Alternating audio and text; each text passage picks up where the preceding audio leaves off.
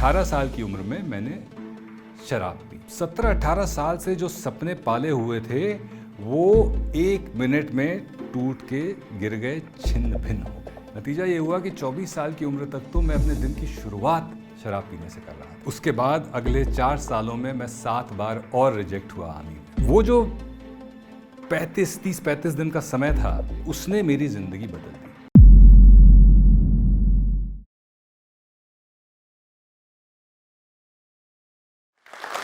नमस्कार, मेरा नाम है विजय विक्रम सिंह। मैं पेशे से एक वॉइस ओवर आर्टिस्ट हूँ। मेरी आवाज़ आपने टेलीविज़न के किसी न किसी शो में, किसी एड फिल्म में या किसी मूवी के डब में ज़रूर सुनी होगी। पर साल के 3.5 महीने एक शो आता है जहाँ पर एक आवाज़ आपसे कहती है सुबह 9 बजे। जोश टॉक्स के बॉस ने विजय विक्रम सिंह को कन्फेशन रूम में बुलाकर उनको ये आदेश दिया कि वो कहानी अपने ऑडियंस के साथ शेयर करें। वो मेरी आवाज़ है। अब ज़रूर पहचान गए होंगे आप। मैं बिग बॉस में नरेशंस करता हूँ, नरेटर वॉइस ओवर हूँ मैं। इसके अलावा कई सारे रियलिटी शोज़ में भी मैं नरेशंस करता हूँ। पर मैं इसलिए यहाँ नहीं खड़ा हूँ क्योंकि मैं एक वॉइस आर्टिस्ट हूँ या मैं हिंदुस्तान के सबसे बड़े रियलिटी शो के साथ जुड़ा हुआ हूँ। मैं इसलिए आपके सामने खड़ा हूँ क्योंकि इस सफलता के पीछे एक कहानी है। कहानी है गिरने की, कहानी है मुंह के बल गिरने की, कहानी है चोट खाने की, कहानी है उस चोट को अपनी स्ट्रेंथ बनाने की। तो ये कहानी आपके साथ शेयर करने के लिए आज मैं यहाँ पर खड़ा हूँ। मेरा जन्म कानपुर में हुआ, मेरी शिक्षा दीक्षा कानपुर में ही हुई। डॉक्टर वीरेंद्र स्वरूप एजुकेशन सेंटर में मैं पढ़ा।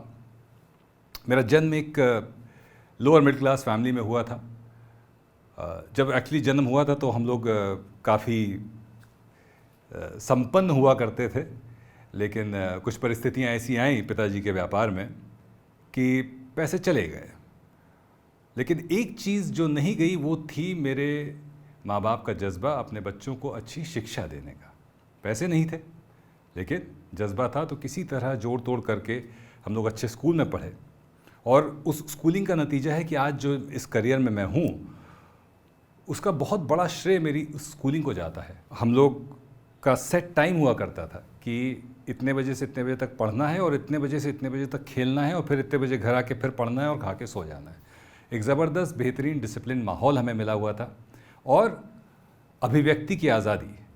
अगर मुझे लिटरेचर में रुचि थी, अगर मैं 15 साल की उम्र में मधुशाला पढ़ता था या गालिब को सुनता था तो मुझसे सवाल नहीं किया गया कि तुम इस उम्र में ये क्यों सुन रहे हो या ये क्यों पढ़ रहे हो।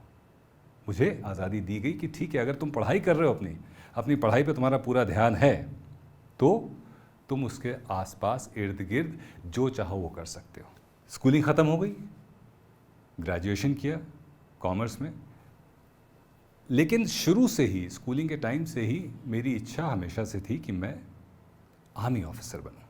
मैं फ़ौज में जाना चाहता था और मेरे ग्रैंडफादर ख़ास तौर पे इस चीज़ के लिए मुझे बहुत प्रोत्साहित करते थे। उन्होंने मेरा नाम ही रखा हुआ था ब्रिगेडियर विजय विक्रम सिंह। वो मुझे ब्रिगेडियर विजय विक्रम सिंह बुलाते थे। बाद में जब वो थोड़ा सा बीमार हुए और उनकी मैं दाढ़ी वगैरह मैं ही बनाता था तो वो कहते थे बार ब्रिगेडियर विजय विक्रम सिंह, लेकिन वो हमेशा मुझे एक फ़ौजी के तौर पे देखते थे। तो मेरे दिमाग में यही बसा हुआ था कि मुझे ज़िंदगी में आगे चल के फ़ौज में जाना है। मैंने प्रयास भी उसी तरफ किए। ग्रेजुएशन के साथ साथ मैंने कंबाइंड डिफेंस सर्विसेज का एग्ज़ाम देना शुरू किया और क्लियर किया रिटन एग्जामिनेशन और इंटरव्यू के लिए बुलाया गया। आर्मी का जो इंटरव्यू होता है आर्मी में ऑफिसर बनने का, सीडीएस के थ्रू आप इंडियन मिलिट्री एकेडमी देहरादून के लिए सिलेक्ट होते हैं अगर इंटरव्यू क्लियर करते हैं आप। तो एसएसबी बोलते हैं उस इंटरव्यू को, सर्विसेज सिलेक्शन बोर्ड, जो कि 5 दिन का होता है। वो एक पूरा प्रोसीजर होता है जहाँ पे कैंडिडेट्स को जज किया जाता है अलग अलग पैमानों पर। मैं पहली बार वहाँ पर गया और रिजेक्ट हो गया। तो 17-18 साल से जो सपने पाले हुए थे वो 1 मिनट में टूट के गिर गए, छिन्न भिन्न हो गए। मुझे अच्छी तरह से याद है बेंगलोर का वो मंज़र था। मेरे आगे जो बैठे हुए थे और जो मेरे पीछे बैठे हुए थे दोनों का सिलेक्शन हो गया, मेरा ही नंबर अनाउंस नहीं किया गया और मैं उस दिन टूटा नहीं था, मैं बिखर गया था उस दिन। उस बिखराव का नतीजा था कि 18 साल की उम्र में मैंने शराब पी। और सबसे बड़ी गलती है कि एक तो छोटी उम्र में शराब पी और एक दुख को आड़ बना के शराब पी। मेरा एडिक्शन, मेरी लत वहाँ से शुरू हुई शराब के प्रति। उसके बाद अगले 4 सालों में मैं 7 बार और रिजेक्ट हुआ आर्मी में, एसएसबीज में, अलग अलग एसएसबी में 7 बार और रिजेक्ट हुआ। टोटल 8 बार मैं रिजेक्ट हुआ और उन हर रिजेक्शन मुझे थोड़ा सा और तोड़ देता था। हर रिजेक्शन मुझे थोड़ा सा और शराब की तरफ ले जाता था। नतीजा ये हुआ कि 24 साल की उम्र तक तो मैं अपने दिन की शुरुआत शराब पीने से कर रहा था। इस दौरान मैंने एमबीए भी कर लिया एफएमएस बीएचयू से, हालांकि उस दौरान भी मैं शराब ही पी रहा था। कैंपस में सिलेक्शन भी हो गया मेरा एक अच्छी कंपनी में, नौकरी भी शुरू कर दी, लेकिन इस पूरे काल में मैं शराब पीता रहा और वो बढ़ता गया, वो एडिक्शन बढ़ता गया, वो लत बढ़ती गई। एक समय ऐसा आ गया जब सुबह उठकर मैं पानी नहीं पीता था, मैं शराब पीता था। उसका नतीजा ये हुआ कि 7 साल के अंदर मेरे शरीर पर इतना ख़राब असर पड़ा कि 2005 में 31 जनवरी 2005 को मुझे severe acute pancreatitis with renal failure. एक दिन मैं उठा और मुझे पेट में बहुत दर्द हो रहा था।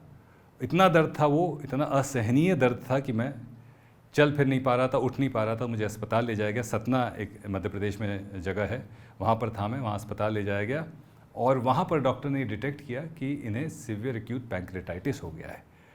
और वहाँ से उन्होंने रेफ़र किया मुझे संजय गांधी पीजीआई, जो कि लखनऊ में है। मेरे पेरेंट्स मुझे उठाकर वहाँ लेकर गए और वहाँ मुझे बड़े अच्छे से याद है कि जिस डॉक्टर ने मुझे पहली बार एग्जामिन किया उसने मेरी सारी रिपोर्ट्स पढ़ी और मेरी मम्मी को ये बोला कि इन्हें severe acute pancreatitis with renal failure है, इनके वाइटल ऑर्गन्स काम नहीं कर रहे हैं, लंग्स में 70% पानी भर गया है, किडनी काम नहीं कर रही, लिवर काम नहीं कर रहा है, बचने का जो चांस है वो मात्र 15% है।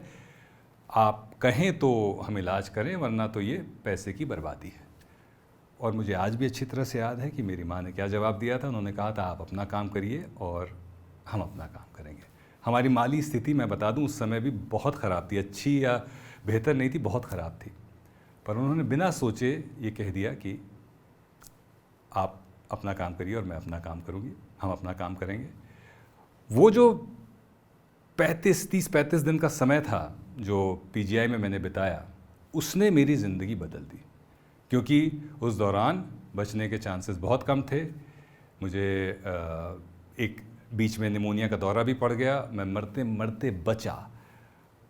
और उस पूरे फेज़ ने मुझे, जिसे अंग्रेज़ी में कहते हैं इंट्रोस्पेक्ट, अंदर झांकने का मौका दिया और मुझे समझ में आया कि मैं क्या कर रहा था। मैंने अपने आप से पूछा कि मैं ये क्यों कर रहा था। फिर मैंने अपने आसपास अपने परिवार को सफ़र करते देखा, उनकी दुर्गति देखी मेरी वजह से। उन 35 दिनों में उनका क्या हाल हुआ ये मैं बयां नहीं कर सकता। ईश्वर की कृपा थी और शायद माँ बाप की मेहनत और परिवार की मेहनत थी कि मैं बच गया। एक दिन ऐसा हुआ कि डॉक्टर आए और उन्होंने देखा और उन्होंने कहा अरे तो किडनी थोड़ा सा रिस्पॉन्ड कर रही है, थोड़ा सा काम करना उसने शुरू कर दिया है। और वहाँ से मुझे डायलिसिस से हटा लिया गया उस दिन के बाद से। फिर लिवर ने भी काम करना शुरू किया। 35-40 दिन बाद मुझे आईसीयू से निकाल के बाहर रख दिया गया, फिर उसके बाद डिस्चार्ज किया गया और 2-2.5-3 महीने लगे। इस दौरान एक वाक़या हुआ, ये जो समय मैंने अस्पताल में गुजारा, इसमें एक वाक़या हुआ जो मुझे आज तक डिस्टिंक्टिवली याद है। इतना याद है कि मुझे लग रहा है जैसे वो मेरे सामने अभी भी घटित हो रहा है, और उसको मैं अपना लाइफ चेंजिंग मोमेंट कह सकता हूँ। मैं अपने पेरेंट्स का सहारा लेकर एक खिड़की तक गया। उस दिन पहली बार तकरीबन 30 दिन के बाद मैंने सनलाइट देखी, सूरज की रोशनी देखी, और वो ऐसा लगा जैसे कि एक नई ज़िंदगी की रोशनी है। उस रोशनी ने मुझे एहसास दिलाया कि अभी तक सब कुछ अच्छा हो रहा था, सिर्फ मैं अपनी नकारात्मक सोच का शिकार था। उस दिन मुझे यह एहसास हुआ कि मेरी छोटी सी गलती की वजह से, मेरी छोटी सी गलती की सज़ा मैं अपने आसपास वालों को दे रहा था। और उस दिन मुझे एहसास हुआ कि मैं सबसे ज़्यादा इनजस्टिस अपने और अपने परिवार वालों के साथ कर रहा था। उस एक पल ने मेरी सोच बदल दी और उस एक बदलाव ने मेरी ज़िंदगी बदल दी। ऐसा नहीं हुआ कि जैसे फिल्मों में होता है कि हाँ उसके तुरंत बाद ही जो है सब कुछ एकदम अच्छा हो गया और मेरे पास एक बड़ी सी गाड़ी और बड़ा सा घर आ गया। ऐसा कुछ नहीं हुआ और ऐसा होता भी नहीं है। पर वो सोच जो बदली, उसके बाद मैं जिसे कहते हैं एक्शन ओरिएंटेड हो गया। मुझे ज़िंदगी में सब कुछ पॉजिटिव दिखाई देने लगा। मैंने एफ़र्ट करना ज़्यादा शुरू कर दिया। उसी का नतीजा था कि उसके कुछ दिनों बाद मेरी सरकारी नौकरी लग गई। मैं बॉम्बे आ गया।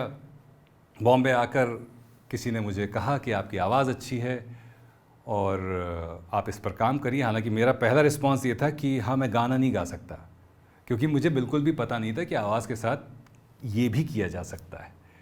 तब उन्होंने मुझे बताया कि वॉइस ओवर्स नाम का एक करियर है जिसमें आप जा सकते हैं, आपकी आवाज़ बहुत अच्छी है, आपको आवाज़ पर काम करना होगा। ऐसा नहीं है कि उन्होंने कहा और बस अगले ही दिन मैंने स्ट्रगल करना शुरू कर दिया। लाइफ में रिस्क लेना ज़रूरी है, पर कैलकुलेटेड रिस्क होना चाहिए। ऐसा नहीं है कि आप ब्लाइंड टर्न ले लें कि बस अब मुझे कूद पड़ूंगा, या तो मर जाएंगे, या तो इस पार हो जाएंगे, या उस पार हो जाएंगे। तो मैंने भी वो कैलकुलेटेड रिस्क लिए। उसके बाद स्टडी किया, फिर क्राफ्ट पर काम किया, अपने ऊपर काम किया, अपनी आवाज़ पर काम किया, इसके बिजनेस साइड को समझा। और फिर 2009 में thanks to my wife Geetanjali, उनके सपोर्ट की वजह से, क्योंकि मैं तैयार तो हो गया था पर वो फाइनल स्टेप नहीं ले पा रहा था। वो फाइनल स्टेप उन्होंने कहा कि जो करना है कर लो। और ये जो एक लाइन थी, जो करना है कर लो, इसने मुझे इतनी शक्ति दी कि ठीक है, अब मैं अपना एक सेट करियर छोड़कर, जिसे कहते हैं अनचार्टर्ड टेरिटरी, एक ऐसी जगह जहाँ के बारे में मुझे कुछ पता नहीं है कि वो सही होगा कि नहीं। हालांकि मैंने अपनी रिसर्च कर ली थी, मुझे पता था कि ये चीज़ें हो सकती हैं, पर वो होंगी कि नहीं इसका भरोसा नहीं था। वो एक रिस्क तो रहता है। वो रिस्क मैंने लिया। उस रिस्क ने मुझे यहाँ तक पहुँचा दिया कि मैंने अपने अंदर और चीज़ें एक्सप्लोर करी। मैंने अपने अंदर के अभिनेता को पहचाना और 2018 से जो है मैंने एक्टिंग करनी शुरू करी। फैमिली मैन सीज़न 1 और 2 में आपने मुझे देखा होगा, मिर्ज़ापुर 2, ब्रीड 2, और अब स्पेशल ऑप्स में भी आप मुझे देखेंगे। तो धीरे धीरे आवाज़ दिखेगी भी। और यहाँ तक जो मैं आ पाया हूँ, उसके कुछ छोटे छोटे पॉइंटर्स हैं जो मैं आपसे शेयर करना चाहता हूँ। एक है, फेलियर को एक नेगेटिव इमोशन की जगह एक पॉजिटिव इमोशन की तरह देखना। देखिए, सक्सेस जो है ना, आपके ईगो को बूस्ट करती है। जितना सफल होते जाएंगे उतना अंदर झांकना कम होता जाता है। बीच बीच में अगर फेलियर आता है ना, तो आपको अंदर झांकने का मौका देता है। तो जब भी इस पूरे 12 साल के दौरान मुझे असफलता हाथ लगी या रिजेक्शन मिला, मैंने अपने अंदर झांक कर देखा और अपने ऊपर और काम किया। दूसरी चीज़ जिसने मुझे बहुत मदद करी यहाँ तक पहुँचने में, वो थी एक्सप्लोरेशन। अपने आप को एक्सप्लोर करें। अगर कोई चीज़, जो जिज्ञासा अगर कोई मेरे मन में आई, तो मैंने उसको दबाया नहीं, अपने अंदर के बच्चे को ज़िंदा रखा और उसको पनपने दिया। कहीं ना कहीं तो ले ही जाएगा वो कहते हैं ना कि क्यों डरें कि क्या होगा, कुछ नहीं होगा तो तजुर्बा होगा। तो उस तजुर्बे को लेने की चाह ने इस सफ़र को बड़ा ही मज़ेदार बना दिया। डॉक्टर हरिवंश राय बच्चन की एक पंक्ति जो मैंने अपने जीवन के साथ जोड़ रखी है, मन का हो तो अच्छा, मन का न हो तो और भी अच्छा।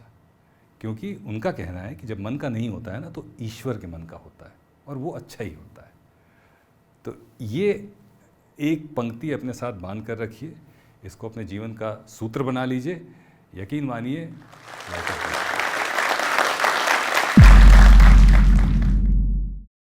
अगर आप भी इस वीडियो के एंड तक पहुंच गए हैं तो मेरी तरह ही आप भी इंस्पायर जरूर हुए होंगे। आपको भी मोटिवेशन मिली होगी अपने सपनों को पूरा करने की। दोस्तों, सपने तो हम सभी देखते हैं, लेकिन हम में से कुछ ही लोग अपने सपनों को पूरा करने में सक्सेसफुल हो पाते हैं। मैं आपको बताना चाहती हूं कि जो भी इंसान अपने गोल्स को अचीव करने में सक्सेसफुल होता है, उन सभी में कुछ कॉमन स्किल्स होती हैं, जैसे कि अच्छी कम्युनिकेशन स्किल्स, जो कि स्पोकन इंग्लिश से आती हैं। और दोस्तों, हम सभी इस स्किल को मास्टर करके अपनी लाइफ में आगे बढ़ सकते हैं जोश स्किल्स ऐप के साथ। इस ऐप में हम 1 by 1 वोकैबुलरी के नए वर्ड्स, ग्रामर प्रैक्टिसेस, रीडिंग और राइटिंग प्रैक्टिसेस के साथ साथ अपने जैसे अन्य हजारों स्टूडेंट्स के साथ ऑनलाइन इंग्लिश में लाइव बात करके अपनी इंग्लिश को वर्ल्ड क्लास बना सकते हैं। आज ही अपनी सक्सेस की तरफ पहला कदम लें भारत के नंबर 1 स्पोकन इंग्लिश ऐप जोश स्किल्स के साथ।